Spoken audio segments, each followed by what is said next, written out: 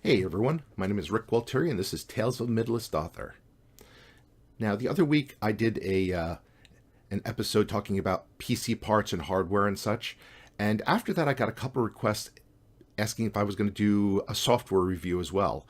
The reality is there's tons of writing software out there. And a lot of it really comes down to preference and such, and going over it all would just take too much time with regards to like one of these episodes. And also, I mean, the big ones out there, Scrivener, Vellum. There's tons of opinions already out there for them. Personally, I think Vellum is awesome, but well, I mostly use a Windows PC, not a Mac, so that kind of kills me. And I primarily do most of my writing on Word, so not really going to spend a lot of time there. What I am going to spend some time on, though, is Kindle Create. Mostly because this is software. It's been out there for a little while. It's put out by Amazon, but I haven't really seen a whole ton of in-depth write-ups on it, other than occasionally people asking in forums, hey, has anybody used this? And a lot of people basically like answering saying, no, but I might try it at some point. Well, I've been using this now for, I'd say, about 4 books, and I thought I'd give a rundown of what it is, what it isn't, what it's good for, what it's not good for, and to help you make an informed decision. So the first thing I'll say is Kindle Create kind of comes in 2 parts, and they're standalone parts. There's a standalone program, and that's what I'm going to be talking about here. There's also a Word plugin. The Word plugin is still in beta, and what that is it plugs into Microsoft Word. You hit a couple buttons, and it formats your stuff in a Kindle-friendly format. I used it. I originally started off using that since I was, as I said, I primarily write in Microsoft Word. But I got a hold of an early beta, and the early beta I was not a big fan of. I think it has gotten better, but it is still in beta.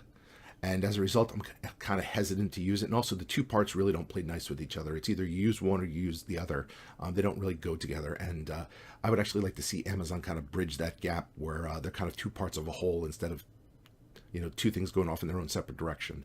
So I'm primarily going to talk about the standalone program here.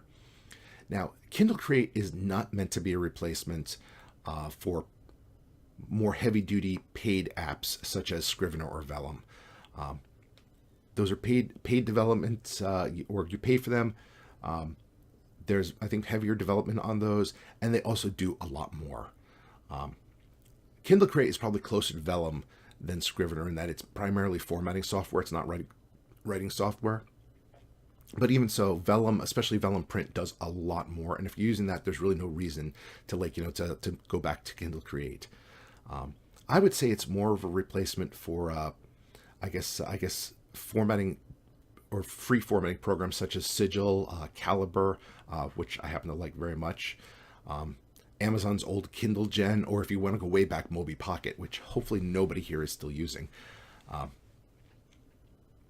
The thing is also, Kindle Create is probably not for you if you're a wide author, and by that I mean you're not in Kindle Unlimited. You're on iBooks, you're on Google Play, you're on like the various other stores that are out there, because it primarily creates Kindle books. It's not going to help you create your EPUBs, stuff like that. So if you already have a process in place, I know I used to save my Word files, import them into Calibre, save those as EPUBs, and then use Kindlegen to create my Kindle files. If you already have a process in place, it might not be worth it to switch to Kindle Create. So that said, though, if you are a Kindle Unlimited author and you haven't already invested in some other software, I think Kindle Create is actually pretty darn good for what it is. As I said, it is free. It plays very nicely with Microsoft Word, and it integrates well with the Kindle Previewer as well. And what I think it does best is it creates simple, clean, Kindle-compatible files. Now, that's also a place to step back. If you're the type who's very big into stylized ebook files, like you have to have your flourishes, your drop caps, your images, your all sorts of things to make it look super stylized, this is also not for you. But if you're like me and you like to just put out clean files that are just meant for maximum compatibility, maximum readability, then you might enjoy this.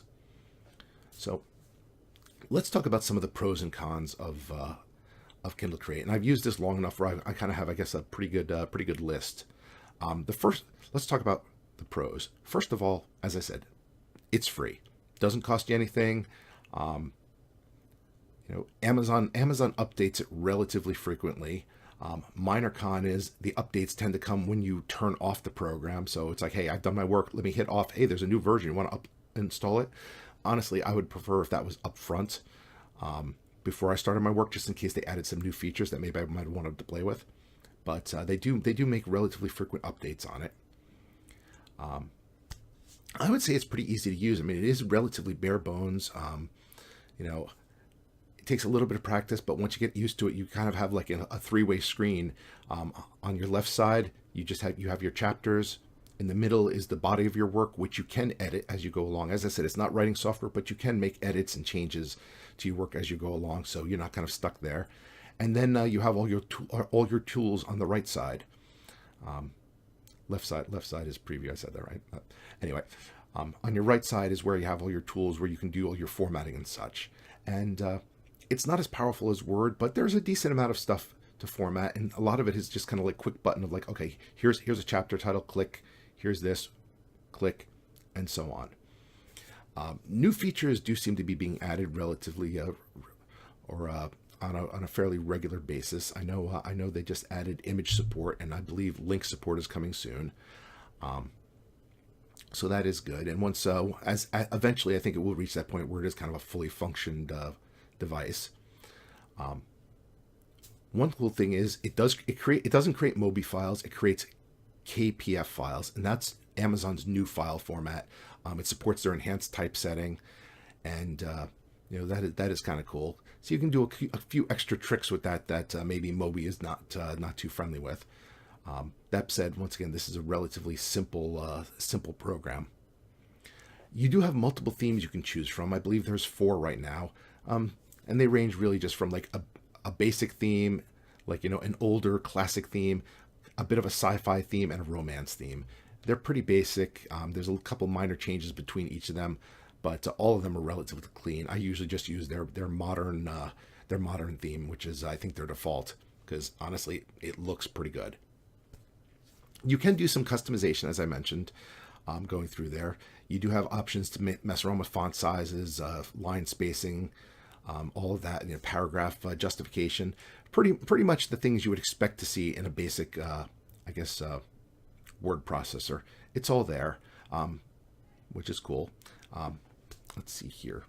It works well with Microsoft Word imports. You can import direct from like a docx file into that, and it really won't munge it up. It'll pretty much like preserve what you've done there. My Word documents are pretty simple, and I haven't noticed it screwing around with those. Those actually look pretty decent. And I would say at this point, once I import a book from a doc file, it maybe takes me about 10 minutes to produce a well-formatted, nice-looking Kindle file that I'm then ready to just upload to KDP. I think the thing I like best about this, compared to some other programs such as like Sigil or Calibre, is this is about as close to WYSIWYG, what you see is what you get, as you're really going to find with an editor. As I said, it works well with the Kindle Previewer. So one button, you can take a look at what's on your screen, look at the Kindle Previewer. Most of the time it matches up pretty well, and it gives you an idea of what you're seeing. So I know in the past I've used Calibre, and like I've loaded up the Kindle, or I've loaded it to my devices, and then I've looked and been like, this looks nothing like what I just formatted, and it just drives me nuts, and I've had to go back to the drawing board. But Kindle Create will give you pretty close, not 100%, but pretty close to what you're going to see on your Kindle device, which is awesome. And I think another selling point is it's by Amazon, so there really is no excuse for it to not work on their stuff. I know some people have joked and said, well, okay, it's by Amazon, so that means it probably won't work on their stuff. I kind of like to have that bit of trust that says, okay, Amazon makes it, so it should be compatible across their devices. So whether you're using a new Paperwhite, an older Kindle, or the Kindle app on your iPhone, which I personally use, it all should work pretty nicely. So those are pretty much the pros of Kindle Crate. As I said, it's pretty decent. But that said, there are some cons. There are some downsides, and that's why I said it's not meant to be a replacement for software that has more features. I would say there's still a few bugs in it, and I'll show a screen cap here. But personally, I would recommend against using. They support drop caps, but I would recommend against using the drop cap feature. And the reason for that is if you're using long intro paragraphs for every one of your chapters, it works fine. But when you have, if you're starting off with a short quote or one or two lines and you use the drop caps, I've found that there's an intermittent bug, and I've reported this several times to Amazon, and it's still there even after the beta, and several other fixes have come through, where occasionally it screws up the formatting of drop caps. And until I see that consistency, I'm not going to use it. And I mean, one could argue everything could screw up drop caps, but I'm anal retentive. I want there to be consistency, and so far as I can see, there's still not that consistency. That being said, if you use a formatting tool on their toolbar called Chapter First Paragraph, it automatically inserts a drop cap. You can turn it off, but there's a second one. There's another option called First Paragraph, not to be confused with Chapter First Paragraph, that will do the same formatting as that minus the drop cap. And as a button push, I find that's a lot faster. Chapter detection is not perfect. Even though, as I said, I use a relatively simple format, styles, no screwy stuff in my Word document. Sometimes the chapter detection is not perfect. So it's one of those things where you really should be going through and just making sure everything is there. It's not a set and forget. It's not a install it. It's not a load your Word doc, hit publish, and then walk away thing. You really should be taking a look at your stuff before you publish it. So, but that said, I know I've had problems with Vellum with chapter detection, so other programs it's not perfect either. So you really shouldn't just be doing a set and forget thing for any software you're using. This is a minor thing, but I know some people can like it. It does not support, unless you create it in Word, which I usually don't do, it does not automatically create an inline table of contents. It creates an Amazon table of contents where the Kindle device will detect it and use it. But if you're one of those people that enjoys the first or second page of your ebook, as you flip through it, there is an inline table of contents listed with links to everywhere. It doesn't automatically create that. You would have to manually create that in Word and then import it. As I said, a minor thing, but what are you going to do? The automation is very limited, and that's probably the biggest thing they need to fix, is that it will auto-detect my chapters, but I have to go through every chapter and set each first paragraph as a first paragraph. It doesn't automatically do that, which is a little annoying. As I said, at this point, it maybe takes me about 10 minutes to work up a file after I import it, but that would probably save me 5 of those 10 minutes if they would automate it. So keep that in mind. There's a lot. Everything you're doing there is mostly manual. There is a find feature, but so far there's no find and replace feature, which is, once again, it's kind of okay, this is 2018, guys, add that. The find thing is pretty good in that it will highlight it, and if you're using the automated toolbar, you can get kind of close to find and replace, but there's no excuse for no find and replace. I mentioned customization, but there are limits to that customization with regards to some of their fields, like title fields, chapter titles. It doesn't allow you to customize those, so you're kind of stuck with what they give you. There's no ability to templatize either. You're using their templates. You can't create anything of your own. I would love to be able to see where I could say, okay, like Vellum does, where I can save files as say my back matter or my front matter, and then just import them, so I don't have to worry about those at each file. But it doesn't support that, so it is what it is. Let's see here. Oh. An annoying thing, but I've heard a few people run into it, saving a file is not the same as hitting publish. If you save a file, it will save in a format called KC with the extension KCB. You cannot upload that to Amazon. It will boot it out. You have to hit publish, and unless you have actually read through the instructions, it's not 100% clear, although you probably should read through the instructions. Hitting publish creates that KPF file, which you can upload to Kindle or to KDP.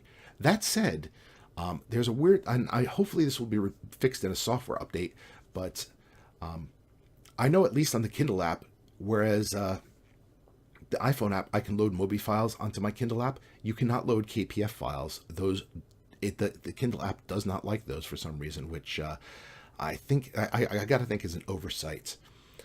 So it does kind of like, limit your ability to test. I don't know if that's the same thing with the newer Kindles, like the paperweights and such that have come out. But I know on the Kindle app, you can't load a KPF file directly to it, which is a little annoying.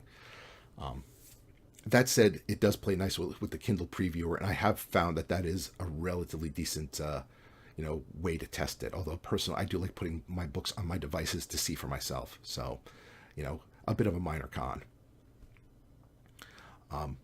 There is, if you have links in your Word file, they will transfer over and they will work fine. But if you're editing and you're already done and you don't want to re-import something, there is no support for links yet, which is a little annoying. As I said, hopefully that will be added soon. But I do have to consider it a con right now, where if I decide to change my table of contents, I actually have to re-import it from Word, which is a pain. I already mentioned it's a simple formatting tool. It's not a writing tool, and I think the biggest con, which makes it not a Sigil or Calibre killer, is there is no support for EPUB. So it really is just a Kindle program. So I think, as I mentioned, most of those downsides are relatively minor, and they don't really bother me too much. Now that I know what I'm doing, I'm not a big fan of drop caps to begin with. And, at this point, I know the software pretty well. So I would call most of those minor, not deal breakers, but that's up to you to decide.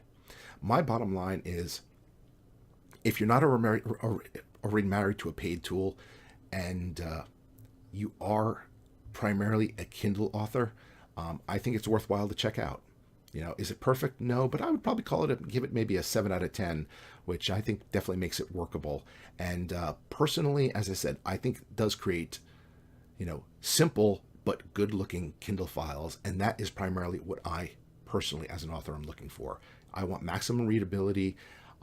Flourishes and all that design is nice, but I know I'm one of those people that, I'll see it in the first 5 minutes, and then the rest of it, if your story sucks, no matter how well formatted your book is, it's not going to save it for me. So that's my personal theory. Your mileage may vary. All right, so that is Kindle Create. As I said, I kind of like it. It's simple, but it gets the job done, and I think I'll be continuing to use it for the time being. And hopefully some of those bugs or those cons will be worked out by Amazon in the near future. All right, my name is Rick Gualtieri. This has been Tales of a Midlist Author, and I hope to talk to you again really soon.